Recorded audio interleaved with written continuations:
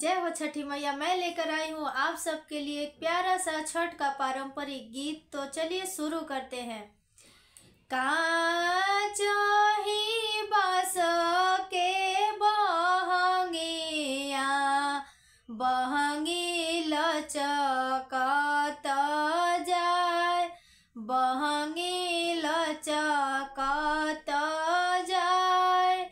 होखी ना सूरज देव सहाइया, बहंगी लचकत जाय, बहंगी लचकत जाय।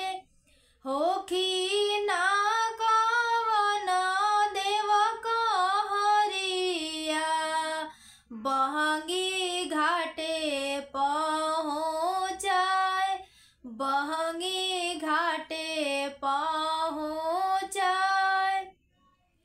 बाट जे रोकेला बटोहिया, ई दल के करा के जाय, ई दल के करा के जाय। तू तो आन्हर होइबे रे बटोहिया, ई दल छठी माई के जाय, ई बहंगी छठी माई के जाय।